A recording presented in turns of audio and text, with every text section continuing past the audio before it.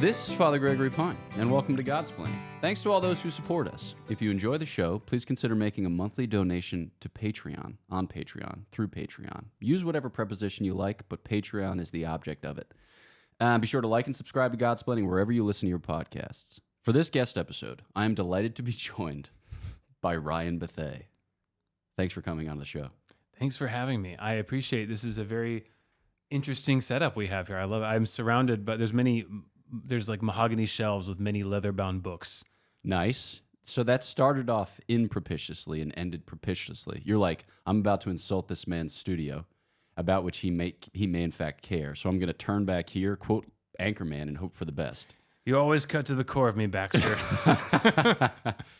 Yeah, so for those who haven't visited our studio, it's, modest, humble. I would say in keeping with the general religious atmosphere, the tone that we set otherwise by our kind of unlaundered religious garb. Right now I'm actually wearing part of my lunch. So I was flying from Syracuse today, which, by the way, on the one side of the airport are gates 1 through 15. On the other side of the airport are gates 20 through 27. Are you at St. Reagan Airport or are you at Fallen Dulles? Nice. I came to St. Reagan. Okay. But as I was going through the line, as I was going through TSA, I was like, are there gates 16 through 19? The lady's like, in fact, there are not. There was a potential expansion project that they didn't explore. So my visit began with mystery. I also arrived 37 minutes before my flight left, but then I had to get something to eat, and I went to Dunkin' Donuts and had these touch screens. And I was like, can you just take my order? There were 7 people behind the desk, one person ordering at one of 3 touch screens, and they're like, nah, you got to use the touch screen. I couldn't do it. It felt too inhumane. I felt like I don't know what happened, but I went to one of those little kiosks, and I picked up a brie sandwich, which had a lot of dressing on it, some of which I am now wearing. But the woman was like, oh, this is super easy checkout thing. So you throw things under this electronic hood and then they identify the products. My products were misidentified 5 consecutive times. I was like, dude, I know that the technology is going to outpace us and potentially kill us. But for right now, it is struggling. There's a lot to unpack there because that is platform 3 1/4 from Harry Potter. I love that you went 3 1/4. Yeah, Yep, nice. I forget the exact number because I'm not really steeped in the occultism of Harry Potter. Well, but you're also I know, not a mixed number man, more of an imperfection guy. That's right. I love that about and you. so I was like, oh, there is a mystery. Also, it's sort of like that Beyond section in Bed Bath & Beyond. There is some Twilight Zone. Did Rod Serling come out and tell you about these gates that you don't know about? And then you also had the tenacity to order a brie sandwich from Dunkin' Donuts, which I'm going to guess No, is different not their... establishment. Oh, I blew okay. off the Dunkin' Donuts people. Oh, I gonna thought get you ordered a double brie, espresso. and I did not realize Dunkin' had expanded their offerings into brie. It was only because this Dunkin' didn't have the Camembert sandwich. Yeah, Oh, no. okay. I blazed past that Dunkin' because they were going to cattle herd me into a touchscreen experience, and I was like, I can't do it. I just, sometimes you're feeling your humanity, and you're just all tender for whatever reason. So you Blaise Pascal past that to go have your own, to take another type of gamble. Yeah, exactly. Yeah, kind of. Not really. All right. But the thing is, I flew out of Syracuse. What are we doing in time for my Syracuse? flight. This is where the ancient Syracuse, right? This is where the battle was fought. Yep. You ever seen the movie Patton? Of course. You know that part where he's in Syracuse and he's like, I've been here before. I wish you could have been there. So he's like, you don't understand. I was. I mean, you have colleagues who say things like that, right? Undoubtedly. Yeah. Not in the reincarnation sense, but in the kind of sage mystic sense. Can you? I know this may be inappropriate to say, but we can always edit When it has out. it ever but stopped you? I just love in that movie. He offers a rather poignant observation about war when he says, the point of war is not to die for your country. The point of war is to make the other poor bastard die for his. I thought, so that's what I've been missing about war. Exactly, And I thought, yeah. Man, I mean, oh. Yeah. His description of goo also is poignant. Yes. Yeah. You'll know what to do. Or also drilling holes through your helmet so that you can wear the stethoscope and listen. That was wild. He was an interesting character. He was an interesting character. Do you have any conspiracy theories about George C. Scott or General Patton that you'd like to share? What, they're one and the same? Are the same? No, what are some of the conspiracy theories on Patton? That he was killed by the Russians at the end of the war. Well, he was calling for a strike Go on straight to Russia. Moscow, yeah. Well, and MacArthur as well. Yeah, I mean, a lot of people were. Yeah. Wild times. I know. It's crazy. That is a wild thing. Actually, also, I know you love to read, obviously, but this goes beyond good. Clifford and Berenstain Bears. Nice. But what about Cam Jansen? what was Cam Jansen? Cam Jansen was everyone's introduction to photographic memory. She was like a little sleuth who went when she wanted to remember the details of a particular setting. And just like, Yeah, got it. All got right, it, just took exactly. a mental photo. Yeah. Okay, that's great. That's good to know. I was more of a Hardy Boys guy. I never read a single Hardy Boys mystery. I read the first 58. It was like the first author was 1 through 54, I think, and then the next author was 55 through 58. And then new author with book 59, and people started dying, and I was like, I'm out of here. Did the cases ever get repetitive, or did they keep it pretty original? I was 9, so I couldn't tell you because my memory of those days is rather sparse, and I think my relative attention, or the relative attention that I paid to things of that sort at the age of 9/10, actually it was more 10. It was 5th grade, Mr. Owaters' class, was also limited. So I don't know. My suspicion is that they got repetitive. My experience of reading all of Agatha Christie's novels is that they get somewhat repetitive. That was more of a listening exercise, though, because I was doing it while hiking in the mountains and listening to audiobooks. Was this the hike that I was not able to join you on? No, that one I ended up having another guy join me named Michael. So I was typically not listening to audiobooks. I was typically engaged in repartee, badinage, back and forth, as they say. You must have had some amazing conversations on that. I'm so sad we didn't get to do that because that looked absolutely stunning. You had good weather on that hike too, right? We did. Yeah. My stomach rebelled against me and basically laid me prostrate, which is a difficult word to say. Do you suffer from some gastrointestinal, illnesses that we're unaware of? We as in like the medical community? Or we as in the broad the Godsplaining universe here? Because I sometimes talk about them. Not because I'm otherwise embarrassed to share, and it's only in moments of great vulnerability that I testify to my gastrointestinal struggles. But it's a recent thing. It's just the last year. Really? Yeah. Stomach rebellion, 0 hour 2024. So you have a reformation going on within your stomach right now. A quiet rebellion of a certain sort. So your small intestine basically nailed up 99, E. coli and was like, hey, we have some, grievances. That's exactly what happened. Yeah. That's right. Okay. Yeah. So we're figuring it out. And by we, I mean other people. I'm a kind of loose cause and effect type guy, as you might imagine how a early 2nd millennium BC Babylonian shaman, whatever, did cause and effect. It's kind of like, flight paths of birds, propitious weather conditions, not unrelated. That's kind of how I go with diet and subsequent stomach problems. I'm sure it's relatively straightforward, but I just can't figure it out. So instead, I guess wildly and then pin all of my hopes on my most recent theory. It's awesome. Scientific method, they call it. All right, dietary roulette, Let's put red 50 on doll, Nice, exactly. Yeah. I think my one niece is allergic to red food dye. It manifests as hyperactivity, which is cool. I never noticed this about well, why am I drinking tea when I could just inject myself with red food dye and find a whole new, reserve of energy I've been missing all my life? The people are out there asking. But I feel like if that were as effective as my one niece would seem to indicate, that they would have put that into energy drinks. Like Celsius would have ginseng, taurine, and red 40. But at present, I don't think that they do. Is there a drink called Fahrenheit, or do they just go leap up to Celsius? That's a great question. Maybe they went Celsius because Kelvin was off the table. They were going kind of more scientific. That this isn't so much like an energy drink as it is like a finely titrated medical substance. But I don't know what they're trying to. I've never had one. It kind of makes you wonder why they don't have a thermoregulation underwear apparel called Calvin Klein's. Yeah. No, honestly, our listeners are all out there wondering right now. I think that's exactly. For those who have managed to not turn this off by now, they're like, yes, they lost me at Calvin Klein. Okay. Or Calvinist Klein. If you want clothing you don't have to worry about picking, it chooses you. Right. No, that's a great point. Yeah. Yeah. No, and it might punish you. I actually imagine running the marketing for a Calvinist clothing company. The marketing was like you have a choice.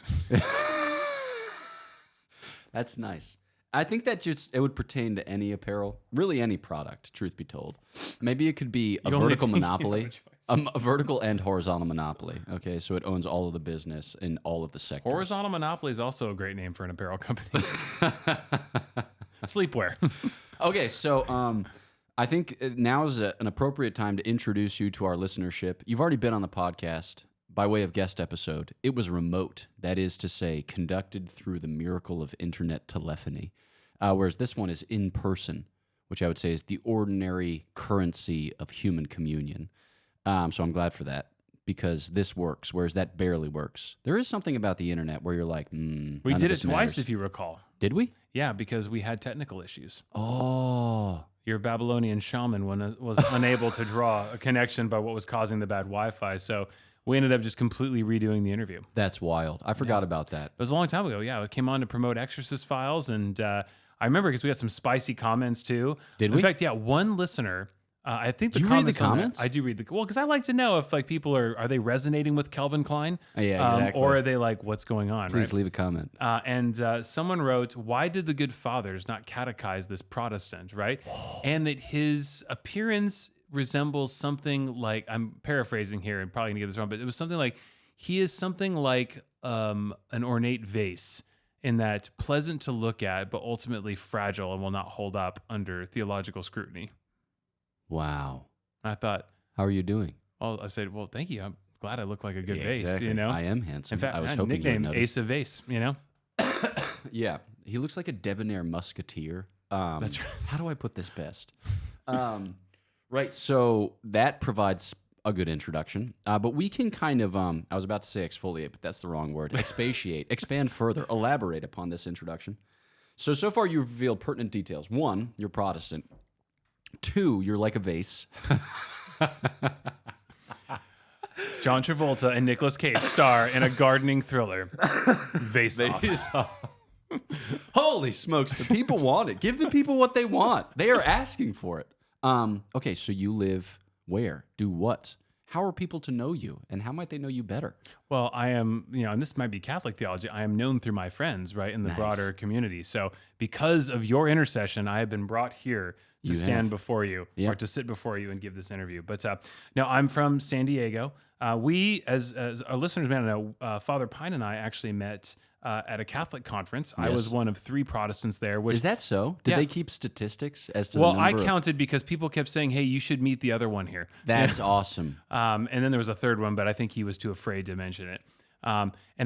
It was a really amazing experience for me because, one, it's, because everyone was trying to convert you? There's a lot of reasons why. Very aggressive, as John Malkovich once said in the movie Rounders. Was that him? No. Yes? No. Yes? Teddy KGB? Was that played by John Malkovich? I think so. In my club, I splash the pot. Okay, keep going. I think so.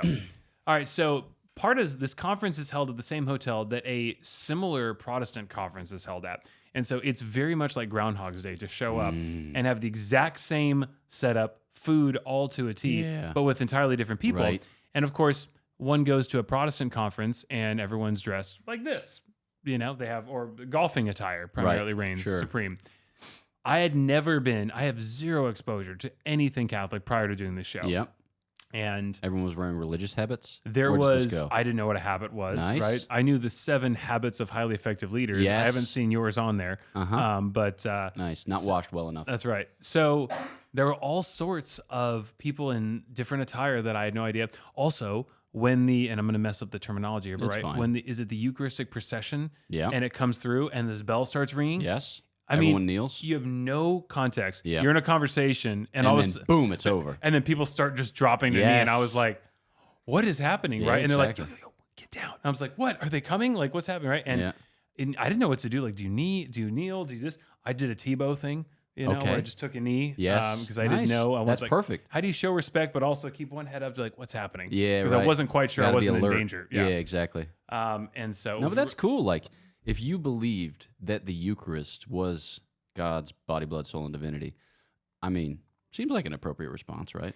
Yeah, well, there'd be just wonder. You'd be like, what is happening now, right? And I was relieved that they weren't transferring like on the ox cart, because when last time the wheels spun off and God had to Uzzah had to dive in front of it, nice. And then God killed him. Which that story, Old Testament reference. We should come back to that because that story always bothered. That story sounds crazy. That Uzzah's fate was a huge obstacle to me coming to Christianity. Because he's like, let me hold the Ark of the Covenant. He was like, hey, dead. Please don't let God touch the ground. Like I would think you would do that, right? If you're like, don't let him touch the ground, and God's just like dead. And David was pissed for a long time about that. There's a couple verses where David's like he was still angry at how the Lord had treated Uzzah. Yeah. And I thought, man. So there's habits, there's a Eucharistic procession. Yeah. Now I will say great food. Great food, but my Catholic colleagues, they enjoyed a little, they like to partake of the spirits. Be drunk not of wine, but of the spirits. I was impressed that they were unabashedly not afraid to take of the vine, where somehow this temperance movement is like crept into Protestantism. Is that so? Is there some hesitancy? I just noticed a lot less wine and cigars flowing than there were at the Catholic conference. I would say at the Catholic conference, would you say it was bridging on Bacchanalian revels, or would you say that was consonant with Paul's injunction to take a little wine for your stomach? Yeah, I would say it was somewhere between medicinal purposes and like I need to put up with this Protestant. You know? Exactly. Nice. I also had, and it ranged. You know, I'd have an old crusty Irishman come up with like, there's only one church, right? And what you're doing is protesting, and you're protesting against God, which means you're of the devil.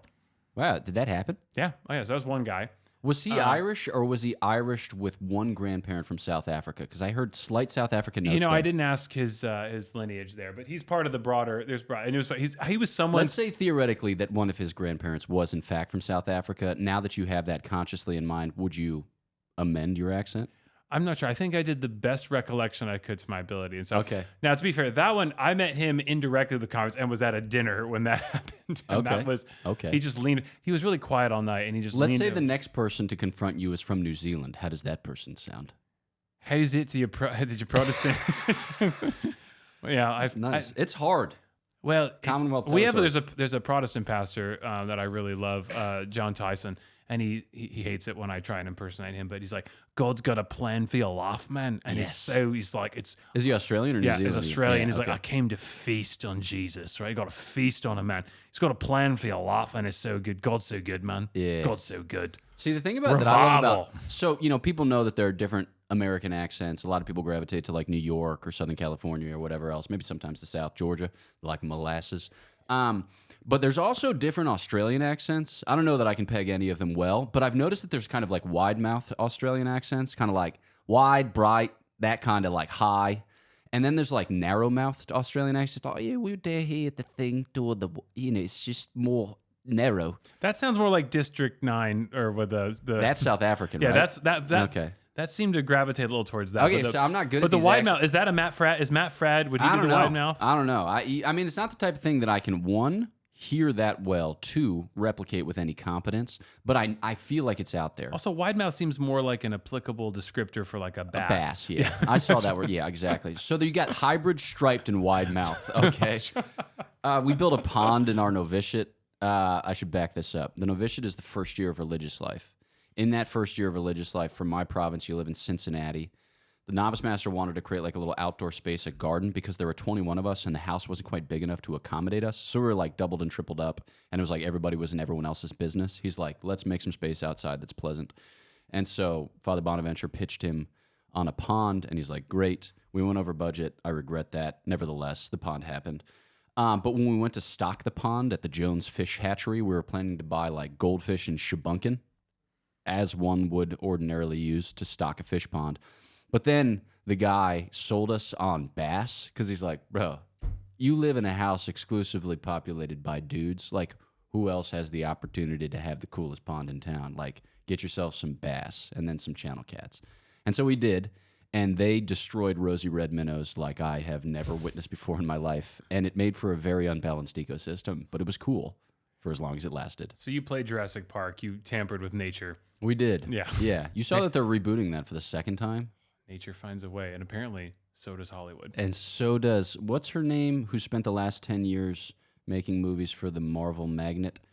Scarlett Johansson. Apparently she's in this reboot. Chris Pratt's not, which was the redeeming aspect of movies 4, 5, and 6. See, I thought the Velociraptors were the redeeming aspect when they teamed up against the Tyrannosaurus Rex. Right, and then the Super Tyrannosaurus Rex, whatever that thing's called. Oh, that's the Turbosaurus. Right. Oh, that was Savageosaurus. Dominus Rex. Dominus, that's ridiculous. That is an absolutely ridiculous name. I thought that was some Catholic saint I wasn't no, aware of. Saint Dominus Rex. That the producer asked his 7-year-old son what to name, and he's like, Megatron. Yeah, his middle name is Leonidas.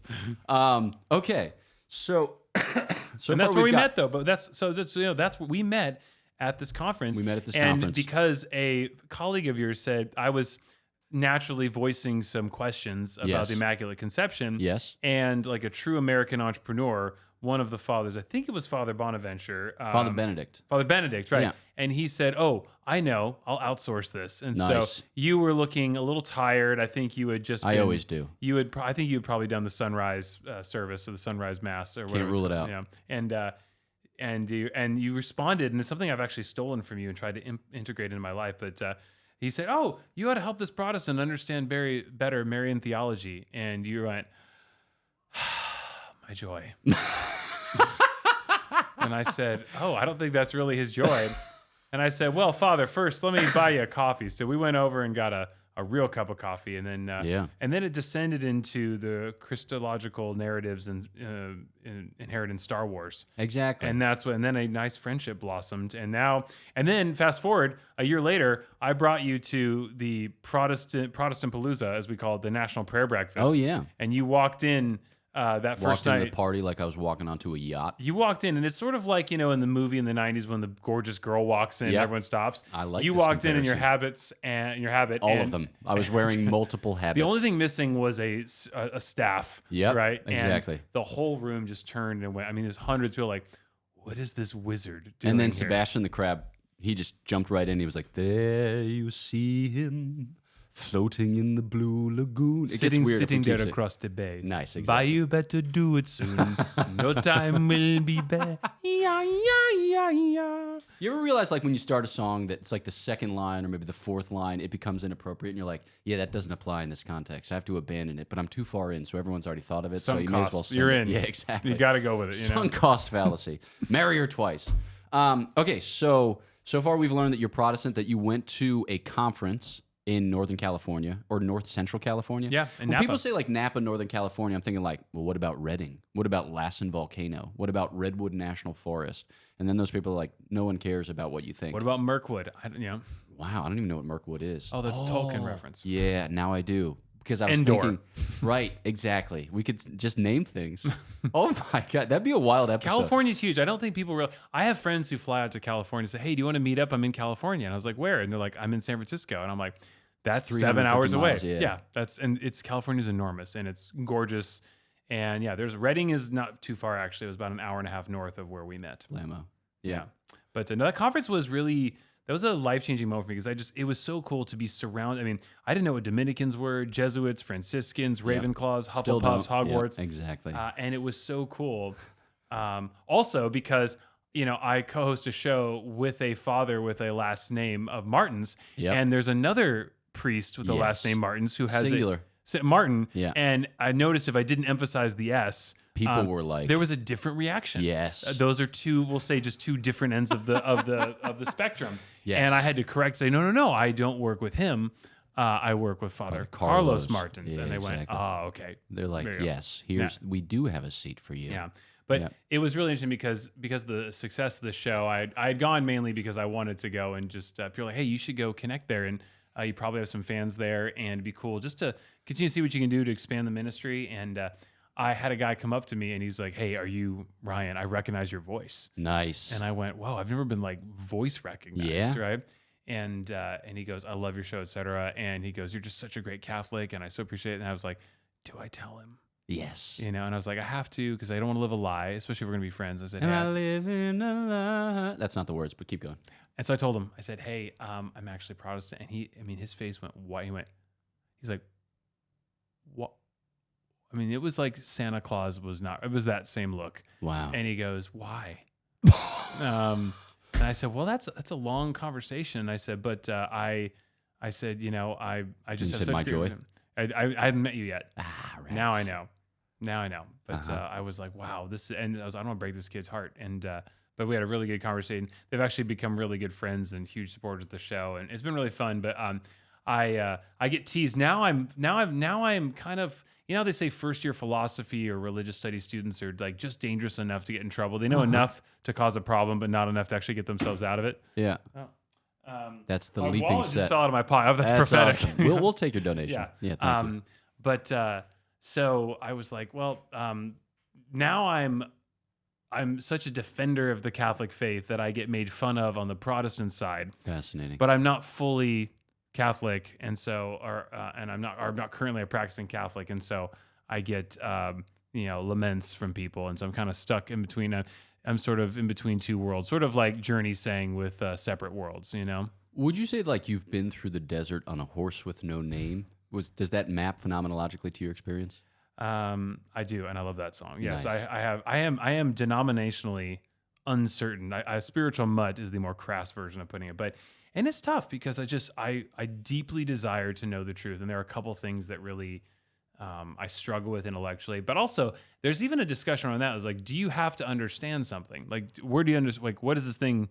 Where does it come from that you have to understand everything?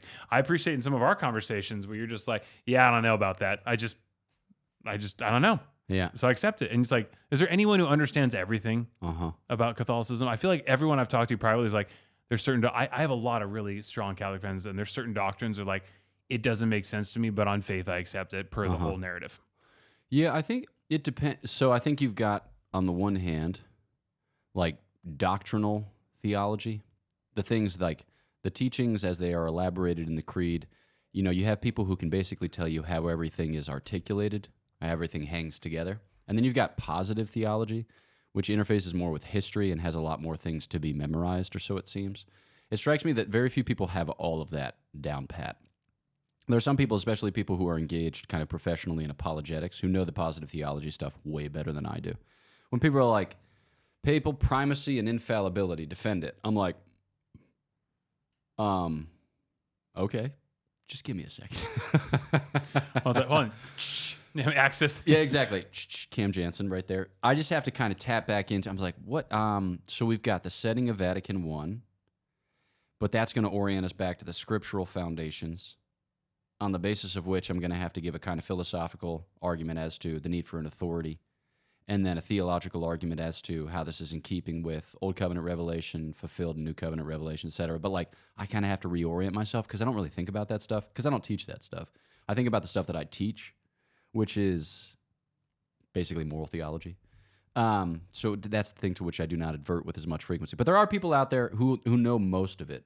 Oh yeah, I know. And so one thing as I've kind of like come alongside this journey, I will say that if you had asked me a couple years prior to doing the show, I would have said, I really just, again, because I didn't know any sincere Catholics. I don't mean that as a knock, just mean like, I didn't know anyone who like really practiced. I just thought, for whatever reason, the small microcosm of like the world I dwelled in was just mostly conservative evangelicals, right? And so you just go, oh, wait, there's other people who think differently about this stuff. And so when I met folks who are like, no, like it's, they're serious, and it's, especially with the multiple theology degrees, et cetera. I get to meet some Dominicans, and I'm like, wait, whoa. And then you start really just confronting church history, et cetera. And you realize, I think for all of us, it's like things are a lot grayer. Like this idea, one thing that and again, I struggle with it now, and just, I think I can see the listeners going, well, duh, we have your answer to this. But it's like the idea of, the idea that you can just, you have your Bible and you pick your commentary and you decide, and you get to, in private, kind of like the fact that we have this whole gift of the entire Bible together is just like, and I think I kind of took that for granted for so long. Like the fact that I just can pull it up and like I have access to every letter. Like this is amazing. I have Old Testament, New Testament, and realizing that like church history, like this didn't exist in this form for a lot of it. You have a way for most of church history. It's way different. And also it's funny. I would always rebel against this concept of like a pope in general. And again, I still like intellectually, there's still tough things for me about how, and it's not just him, but how the church could bind on the conscience of those even outside of communion with it to be beholden to teachings, like if you don't accept certain doctrines, right? On the other hand, I was thinking about the other day even, and I go, what is wrong with having a leader? Like every church has an executive, like a leader. Every corporation has a leader. Like what is so offensive about having a leader of what happens to be, I think, the largest, subsect of Christianity? And I go, that's actually like really logical. So we can get into infallibility, we could get into, doctrinal stuff. But at the end of the day, like the fact that there's a leader, right? Is that inherently like wrong? Like, of course not, So it's little things like that. And then you just go back to church history and you start studying up on it and you go, wow, it's a lot grayer than I realized. And so it's been really fun to learn. And even like, and again, I have quite a few Protestant friends now who actually, and I think I stole your phone from you. No, actually. So I brought it because, I know nice. you're not a big relic guy, but I did. I'm not against relics. I'm pro relics. I just don't have many. Pro relics. Yeah, exactly. But no, it's funny. So as part of the show, we got to gift some people some third-class relics as thank yous for, that were touched to some first-class, the arm of St. Jude that Father was on tour with. And it's really cool. It was so cool to be able to give them to some of my Protestant friends. And they're like, what do I do? What do I do with this? Right. And they're like, and I was like, well, let's look at Acts 19:12. And they're like, and it's funny because they're like, relics, that's so unbiblical. And then I'd say, well, let's open the Bible and let's look in there. And they're like, wait, yeah. Now, again, you could argue that's not prescriptive. You know, Paul didn't say, by the way, make sure you go touch all these objects. Like, sure. But at the end of the day, if we as Protestants do, if you hold to sola scriptura, we're going to say that's like the basis of infallible truth is the scriptures.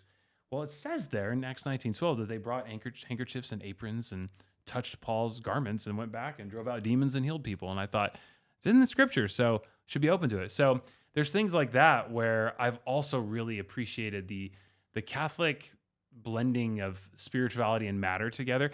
Even having a physical object just to pray with, like with just to move around in my hands for someone who also suffers from probably a little bit ADHD, that has been really focusing and really like special. So there's just a lot. I'm so grateful to like learn all this to be on the journey. And I tell all my Protestant friends who's like, hey, we should want to know if there's a broader, bigger menu of options out there of like, if there's a full 7-course meal and we're missing out on it, you'd want to know, right? And everyone says, of course, right? On the other hand, you don't want to go to stuff that's not part of it. So you want to make sure that, there's a common, I think, there's a concern that like, Protestants don't value the sacraments as much, right? And I appreciate there are guys like Gavin Ortland who will say, no, actually, it's because of a desire to make sure, absolutely sure that we have the right sacraments that we are, reluctant to admit, there are more.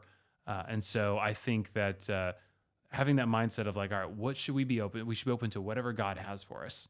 And so that's my big prayer. Just like, God, show me what is the fullness of the truth. And so I've just really enjoyed learning all this stuff. And so you caught me on a day when I've had 4 hours of sleep, so I'm not articulating myself. Oh, you're crushing it. But when you pray that prayer, do you sometimes sing it like, show me the way, like anything like that? I do. I say, St. Peter Frampton, pray for us, nice. Right? But I also say, I tell the Lord, I got to take a little time, little time to think things over, right? Keep counting, got to read between the lines, nice. And Exactly. in my life, there has been heartache and pain, and I don't know if I can face it again. Yeah. Can't stop now. I've traveled too far, Yes. To get to this only place. Yes. And I say, I want to know what love is. There it is. I want you to show me. Nice. Okay, so just so you know, listeners back at home, I didn't cue this up. This guy is just freely sharing about his journey, as it were, through the desert on a horse with no name, as we have already established at Saint the top America. of the episode. Exactly. But it's fascinating. I think that maybe one of the fundamental differences, I don't know if it's fundamental, but one of the differences between your and my, we'll call it criteriology, the science of establishing standards, is that I think you want to be certain about stuff. I think I might just be a horseshoes and hand grenades guy. I think that might just be the case. But when the stakes are this high, right? And that's where I go, and I'm with you, because on one hand, this leads to all sorts of postmodern problems, but it's like, how can you know? Like, at the end of the day, what are you absolutely certain about? And can you get what level? Because at the end of the day, right, you need 51% assurance, I think, for most things, right? To get to a certain point, like... What would Fort Minor say? They'd say you need 100% concentrated power of will after having listed a bunch of other percentages. That's right. Which amount to like 317 total. Yeah, I know, because we're all walking conundrums, right? I think about that because, like, I sit in a chair and I have trust the chair is not going to break, right? And this one might actually. It has broken. Yeah, actually, it might. But yeah. No, it is. And it's like, it's to work out your salvation with fear and trembling, right? Yep. There is a big deal. I think the biggest thing, because people are saying, well, what doesn't make sense, right? I think one thing for me is that, like, I have seen God, and it's funny, this doesn't violate any doctrine, and you can correct me if I'm wrong, but I have seen God move so mightily in so many different denominations that it has inclined me to look at it and go, okay, is it a broader, like, is the church even bigger than just the expression that we have with the Roman Catholic Church? And I mean that in a sense, because there's this, like, I think Dr. Ortland tries to characterize it as like, it's a, there's one giant, obviously, church, there's one giant community of saints, and it's the Protestant Reformation is an attempt to reform within the giant, church of and of itself, right? And you go, why would God, like, one thing I'm, wrestling with too, and I'm really fascinated by is, I tell my Protestant friends too, like, as I love studying the revivals, Hebrides, Azusa Street, the Great Awakening, the Welsh and Scottish Reformation. Have you ever studied the Alleluia movement or Alleluia revival of the 13th century? I have not, but Dude, get into it. Get into it? Yes. Okay. Did Blessed they just John sing? of Vercelli. Did they just sing the Leonard Cohen song over and over again? I don't know, actually. I'll have to check back in with them. If so, they're probably more into the Rufus Wainwright version. Ah, that was from Shrek. That's a really good one. Yeah, thank you. Yeah. Yeah, but I'll check my notes. But then also I was like, guys, but also let's look at the Lady of Guadalupe, and you go, 20 million people converted. Like, there are these revivals, these Catholic, if you want to call that revivals, with the. Is it 20 million? I heard 9 million, but 20 is cool. I could be wild. No, I could be I'm wildly off. I'm happy with 20. I'm Protestant. What do I know, right? I just remember it was like over the course of 10 years, it was the equivalent of like 3,000 to 4,000 people a day, which I love that statistic because it means every day was like Pentecost. You know, it's like, let's go.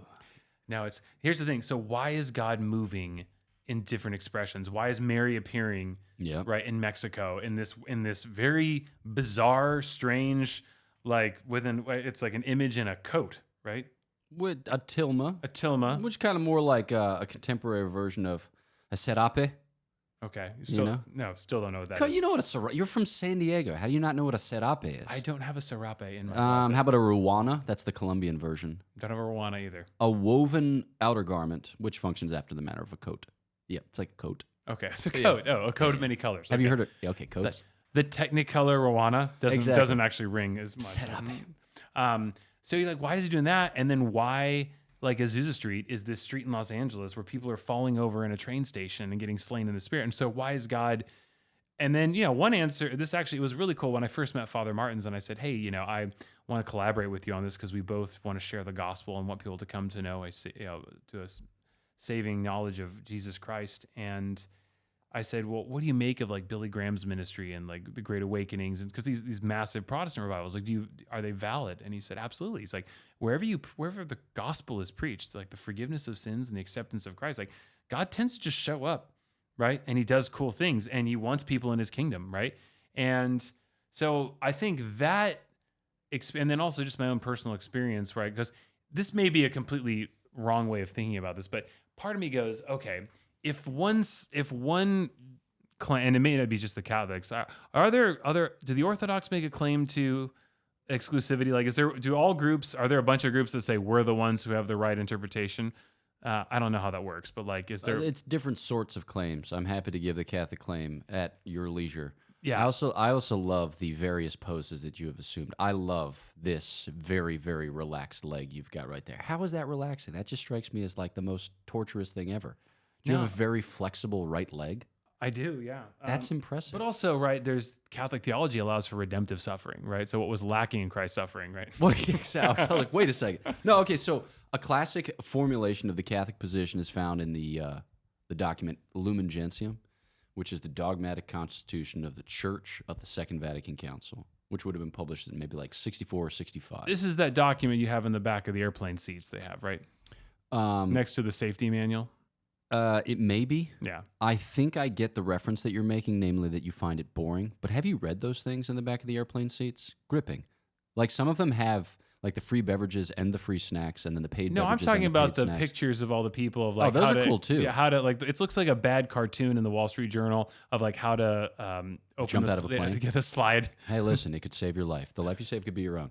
Okay, so the Catholic position is sometimes referred to as inclusive triumphalism. So on the one hand, the classic formulation is extra ecclesiam nullus salus. Outside of the church, there is no salvation, which sounds, one, triumphalistic, but also exclusive. But the way that it's interpreted in the Second Vatican Council is inclusive. I think it's in paragraph 16 of Lumen Gentium. There's an acknowledgement that while the Church of Christ subsists in the Catholic Church, that's paragraph 8, that in a certain sense, the Church of Christ is not exhausted by or circumscribed by the Catholic Church in a way that leaves everything without its visible bounds utterly destitute. So there's an acknowledgement of elements of grace and salvation operative, as it were, outside of the bounds of Catholic communion. But then the document goes on to say that these things pertain to Catholic communion. So it reaches beyond its own visible bounds and lays claim to certain invisible graces, means of grace and salvation, and claims them for her own.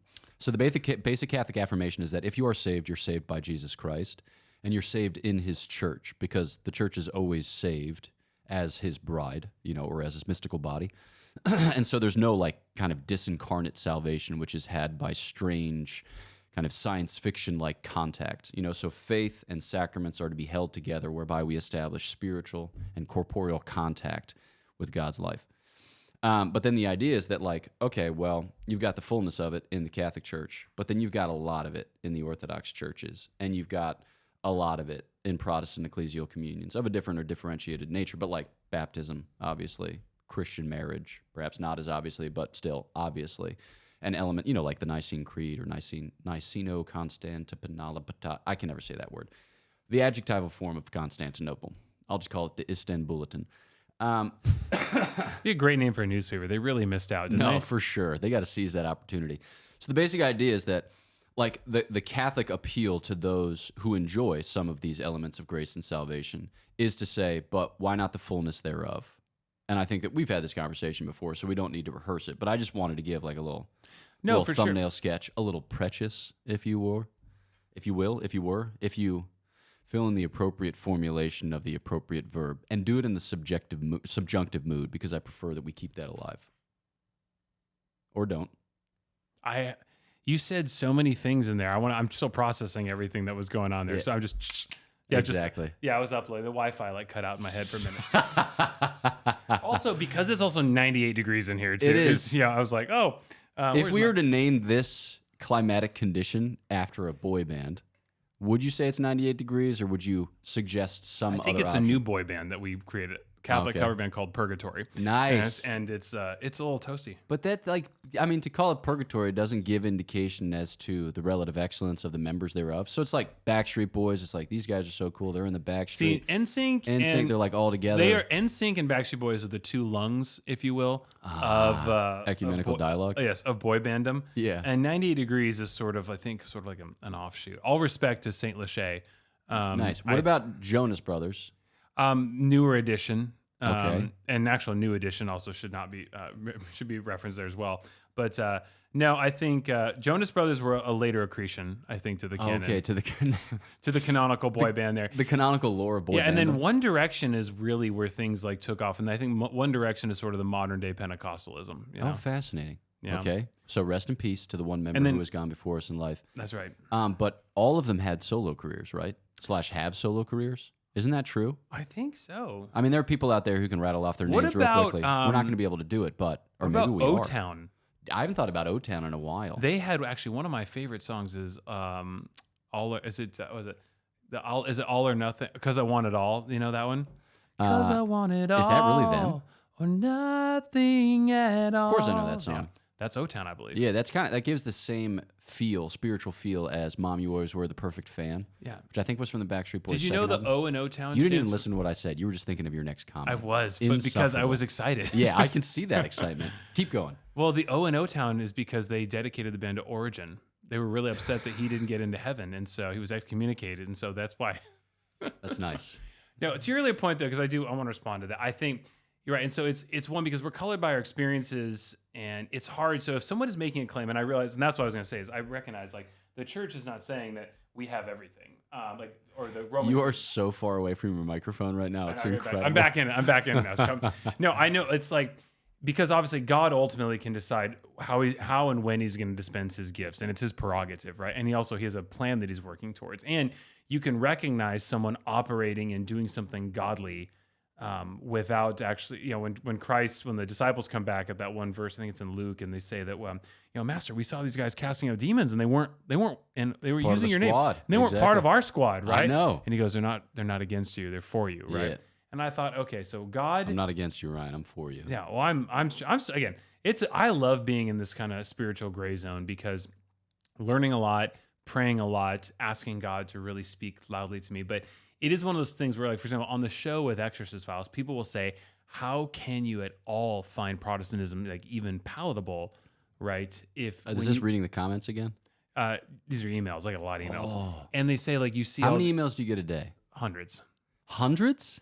I mean, plural hundreds? During busy season, yes. Now it's probably, That's just on the Exorcist Files account. That's probably, now it's probably a lot slower. Now it's a lot slower. It's probably like I mean, it depends. Some days I'll get like 50 to 60, Okay. and then other days I get. But I usually wake up to at least 20 to 30 every day. That's juicy. It is, and a lot of them are praising. There's just we get testimonies every day. Do you ask people for them? We close out every episode with to send us any absurd or overly specific criticism. You can email us. Okay. Do you offer people like cash prizes for emails? We don't. No. Stuffed animals? We have not done dispensations of cash yet. So, have you noticed that we don't call them like stuffed animals anymore? I guess kids call them stuffies. Have you noticed this change? No, and I think because of my lack of proximity to small children and families, and sort of living sort of isolated and sort of like a hermit is probably Right. Nice. That's fascinating. Yeah. So I have 12 nieces and nephews. One's cooking, but 11, post cook session, one cook session. That's to say pregnant. You get it. Okay. So, yes, stuffies. That's what that's the word that we use now to refer to stuffed animals. Stuffies. That Yeah. sounds like a really bad, like aborted craft project for like mac and cheese. Like Fascinating. I was thinking that it sounds like something that you need relieved by Zicam. It's like a kind of affectionate way. I got by a which, case of the stuffies. Yeah, to refer to like a sinus cold. Or Doc McStuffies, Doc McStuffins. There's That is a McStuff- thing. Yeah. I know, but then there's Doc Stuffies now. Yeah, nice. Okay. He Is hangs there? out with Dr. Scholes. Yeah, that's right. Yeah, they accomplish like cushioning purposes together. That's right. And then is he with Dr. J? Chances are lower unless they're in on a shoe contract. That's right. That's exactly right. Yeah, exactly. But yeah, I don't know, dude, it's all a mystery. And some people have asked me in these emails, like, why are you, how can you not be Catholic is a better way to put it. And I'll just say, look, I have personally been in rooms where I have seen like a Protestant pastor with like striking efficacy. And again, it's not him, it's Christ working through him, like cast out a demon. Yep. Right. And I saw this like with my own eyes. And Have you ever sent anybody an email back? It's like, I have been in a room with Father Gregory Pine and it was literally 87 degrees. It was very toasty. Yeah. And I thought about becoming Catholic except for the he's like, climatic this can all conditions. end. He's like, this can all end right now. Yeah, we'll just name the episode Ryan Bethea Gets Confirmed. It's on like Hot camera. Ones, right? We're just asking like for theological. I was like, yeah, so I deprived myself of sleep. He turned down the AC.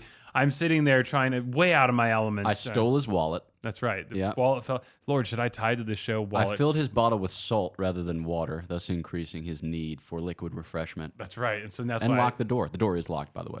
Yeah, from the inside, so we're all right. So the verse is not true. If I knock, the door will not be opened. Chances are low, but we can spin it some kind of parabolic way so that it redounds to your ultimate salvation. No. Yeah.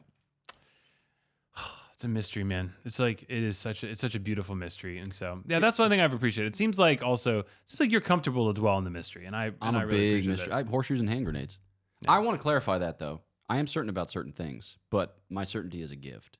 So I don't think that I think I can think through a couple of things and think through them with like a modicum of competence. But I think the reason for which I'm Catholic is because my parents were Catholic. Like, I don't think that I'm like smart enough to think my way into Catholicism by methodical steps.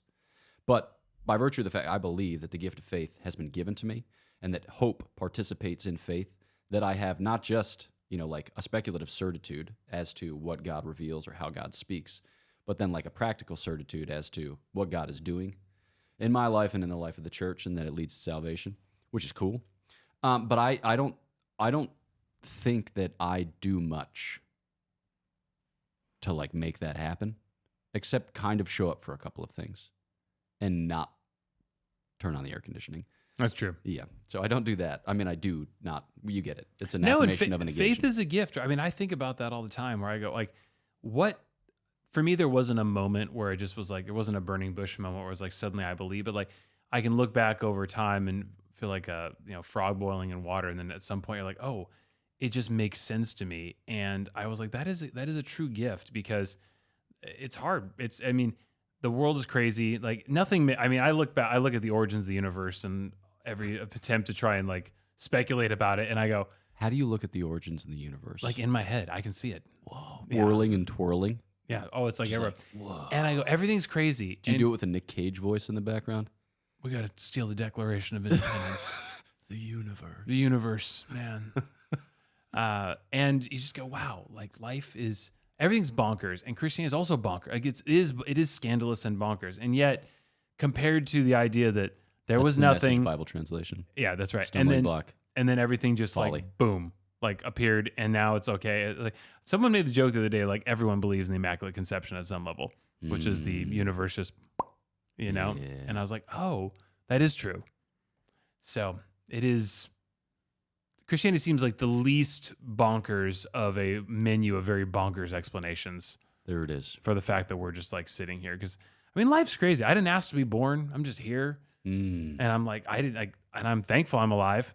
And I just like, and I get born. And so then when I complain, this goes back into Chesterton too, and you complain about stuff. And he's like, well, the fact that you get to like, the fact that we're here, sitting here, like I have water in my water bottle and I have like a full stomach. I've got Cool pair of shoes. Vessies. Joggers. Yeah. Vessie, the weekend sneaker. They're fantastic. Is that so? Yeah. And I'm going, who am I to complain about anything? And like, does that ever bother you? Like the first thing, like your act of creation, you had no choice in. Like you literally, you didn't have a choice and you were born. No, I'm all here. I think that the primary expression of human freedom is in ratification of facts, like existential facts. A lot of people think freedom is like choosing this and choosing that, and opting this, opting that. No, I think freedom is basically saying like this may as well happen. I'm here for it. I also think that biologically speaking, we're inclined to notice the negative over the positive because the negative threatens us, and as a result of which, if we are going to survive, we need to be, relatively speaking. That's why I remember the negative reviews about me looking like a vase. You looking like a vase. Which fascinating. We'll have What's to the name pull of it those up. shoes again? These are Vessie sneakers. You want a pair? Vessie and vases. No, I don't want a pair. Yeah, I always wanna offer look to like get a you rumpled shoes. mess. No. Oh, by the way, you know what's cool about Vessies? They're completely waterproof. What? I mean, just wear plastic bags on your feet. Those No, I are mean, they water just falls right off them. I mean, literally, you can't walk on Jump off water. them? Okay. But you can get pretty close. That was like the last Deep time. purple. Okay, so nice. Okay, let's go into the lightning round though, because I have just a couple more questions, but they have to be. You have to respond to them in relatively rapid fashion if we're going to make. Oh, it to good. I thought you were going to Vespers. say I had to respond to an iambic pentameter. So No, that'd be awesome. No, it's actually I want you to compose Petrarchan sonnets for each of your next 3 answers. okay. Okay, so Petrarchan, not Shakespearean. I know your proclivity for Shakespearean verse. I know because I actually had Make a good it Shakespeare Petrarchan. one ready, and I was like, dang it. Yeah, okay. rats. Okay, so you're doing a project right now about miracles. Tell me about it. Yes, the miracle is how I survived this show and the rapidly rising temperature that's Exactly. happening. On 4 hours of sleep with salt water. That's right. Not even blessed salt water. Straight from the Dead Sea. Straight from the Dead Sea. Hyperbuoyant. Get out of here. This sea is dead anyway. And nice. No, so this is why I'm in town. We're filming our second half of our new series with Christian Broadcast Network called Heaven Meets Earth. And I co-founded the podcast with Abby Robertson, who is Pat Robertson, who's a very prominent televangelist and founder of CBN. And his granddaughter is just an incredible, spirit-led, amazing. She was a journalist, actually, for many years. She was the White House correspondent for CBN. Wild. And always had a passion. She was a huge fan of the Exorcist Files. And when she met me, she's like, hey, would you ever want to tell stories of miracles? And that's something I started out doing long before Exorcist Files. I've always been fascinated by documenting what are the crazy cool things that God is doing. Yeah. And again, that's partly why I think I'm stuck in sort of a spiritual, gray zone, is because you see God doing crazy stuff. And it's the human nature to want to be like, oh, he's working there. Or he just blessed that person. That must be an endorsement. Right? And you have to remind yourself, no, God, that might be his mercy. Distinction between sanctifying and charismatic gifts. And it's tough, but you see it. And Plus the Adele gloss. That's right. God does crazy things just because I said it. Well, I tell God, Don't go mean easy on I'm me, in. And so we basically picked out about 15, 16 people to come on. And these are really cool. These are really prominent Christian leaders, present company excluded. Thank you.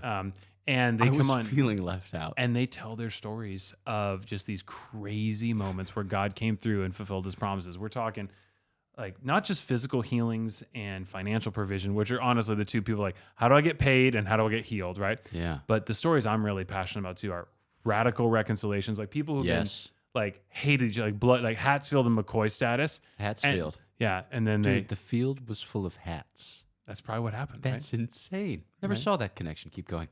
And they become best friends, or someone's going through an impossibly awful time. And we don't look at this as a miracle sometime, but when the world is collapsed around someone and they just say, okay, I'm in it, to your point, like I'm here for it. God sustained me during this time. Yeah. Resurrection stories. We have a woman who shares a story about her child being dead and basically just going, I have no idea what to do, but just I put my hands and just prayed and said, God, I know you have plans for this kid. Like just that, probably something akin to what Paul says when he looks and said, seeing that some had faith to be healed. We're just in that moment, there's like that defiant, like, I don't care what's happening around me. I know what God has told me and I'm going to act on it. And then like a Medal of Honor recipient in the Battle of Ghazi in Afghanistan, who only one in his group to get prayed for. His mom has a prayer group and a prayer circle.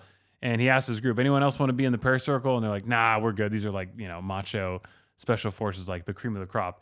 And he's the only one who didn't get shot that day. I mean, Holy thankfully, I think most of them are totally fine now. But he was like, it's just saying, I was in the prayer circle and I dodged 300 bullets and got the Medal of Honor, received the Medal of Honor. So don't say no to the prayer circle. Right.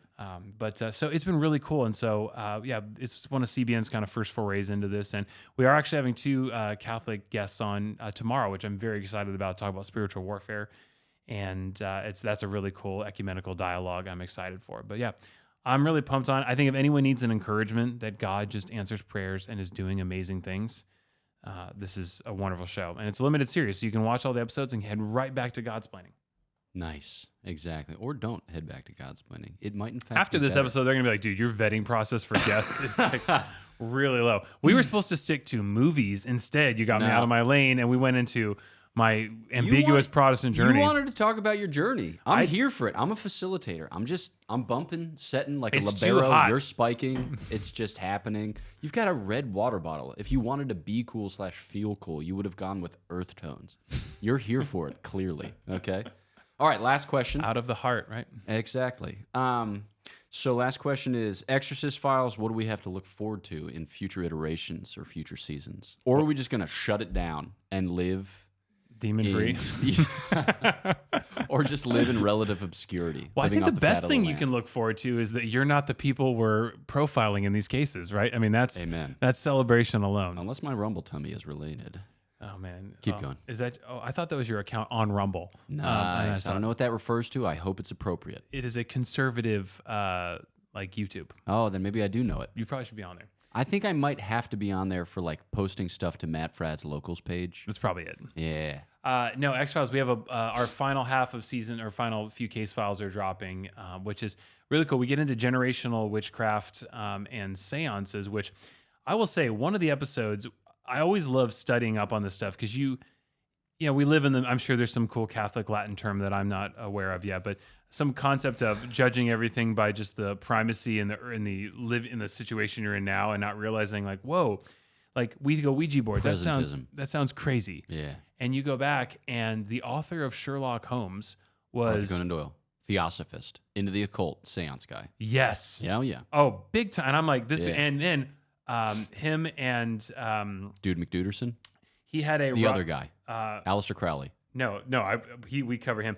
No, we'll have to edit this part because it's going to take me a minute to find the. This is what the people want. No, they want to see you struggle. The prominent magician, who's Houdini. Ah, nice. So we would have gotten Houdini and him had a huge public Christian feud. Bale. No, but Hugh Jackman. Christian Bale's like, get out of my shot, or Bill O'Reilly. We'll do it live. No, but Houdini and him had this bet. And that basically, because one was like, the afterlife is so real and you should be able to send messages. And the other one was like, no way, right? And they had but people were doing big public seances. Nuts. In like Royal Albert Hall. Yeah, yeah. Right? They were, and with also. Tapping and cracking. It was a huge, so I didn't realize this, that because, at least the pieces I read said, because of all the death that had transpired following World War I, there was this deep, large scale communal desire to reconnect with loved ones. And so, occultism and spiritism took off, and so seance, which is French for session, so we want to drop that in there. Nice. And so I just was shocked at how prevalent this was, because we go, that's crazy and weird, and you go, actually for a lot of people it was very rough. So the bet was that basically if whoever went first, and so when Houdini died, who died on Halloween, by the way. Fascinating. That he would send a message. Called Samhain by the ancient Celts. Oh, Keep there going. you go. Yeah, it was a Celtan mashup of a pagan harvest festival with Christianity. Yeah. Oh. And so the idea was, he told his wife, if we move on, if there is an afterlife, I will send you a pre-coded message. Fascinating. And after 10 years, she didn't get the message, and she famously, and it is apocryphal, but I think it's, she goes, 10 years is long enough to wait for any man. So they gave up. But it was wild. And so we learned all this stuff. And so we have a couple cases about people dabbling in that, generations of witchcraft, which I was just shocked at how prominent this was in just so many places. Like it's just you would do it for loved ones. You will sacrifice a goat to, I won't. bless. You won't, right? No. There's very few goats here. Not a big goat sacrificer. But I won't even partake in baby goat yoga, even though they do look very precious. I need someone Yoga's to explain that to me. That's another spiritual gray zone for me. Yeah. But no, it's been really cool. So I'm excited to bring them. They're some of our best cases. They're really cool. And we're excited to, again, not honor, not glorify any of this stuff, but it's more just to like, through some really extreme cases, show people that, hey, spiritual warfare is very real. And it's so cool to see that all the cursing and witchcraft and all this dark stuff that with one word, Jesus just like cuts through it and just silences it. So it's good to be on the winning team, in the broader sense. So Indeed. I can't wait for AI to fix everything I said doctrinally. Nah, AI's not going to touch any of No, it. because they're going to be like, well, what does it even mean to be Protestant? I was like, that you're going to have to get behind the paywall and check out, right? No, we don't have that paywall. Well, let's give the last word to Charlie Sheen. I feel like this was a session of by winning. I feel like if people had your brain, they'd be I have like, tiger milk in "Whoa, my blood, but can't handle it." Exactly. You're going to right every wrong. So thank you for that. Thanks for joining the show, and thanks to our listeners for having tuned in. That's a complicated, yeah. I just want to thank the listeners for still being anyone who is still, the verse like Moses left the tent, but Joshua stayed. Yeah. I think there's a special blessing for anyone who put up with the entire, because remember our earlier interviews, we got rave reviews when we went into Top Gun. Yeah. And but you're living in the past. You think that we need to go back to that gold mine of that is the potential- gold mine. Nah, I don't think. See, like I think the people like it, but I think the people want new discoveries. They want to see the unfolding of the relationship. I don't have to be a 1 Corinthians 8 prophet to tell you that I'm going to get a bunch of emails here explaining how Why I'm this wrong is and all my substandard. theology. Listen, I don't want to be anything other than what I've been trying. Oh, nice. Okay, sweet dovetail. So as Charlie Sheen once said, thanks so much for tuning into this episode of Godsplaining. Be sure to like and subscribe on your podcast app or on YouTube if you haven't yet. Push the bell, get sweet email updates when other things come out. And if you follow the links in the description and/or show notes, you'll have opportunities to shop Godsplaining merch, support the podcast on Patreon, for which we are grateful, and check out Godsplaining events. Maybe Ryan Bethea will come to our next all-comers retreat so that all the other participants in the retreat can ask him at intervals whether or not he is going to become Catholic. We can actually get faculties for confirmation at the Sunday Mass. You just let me know. Say but the word. Is it a critical mass? Nice. I don't know. That's barely Will there be relates. mass hysteria? No. Cats and dogs living together, masses. One of the best lines ever delivered by Dan Aykroyd.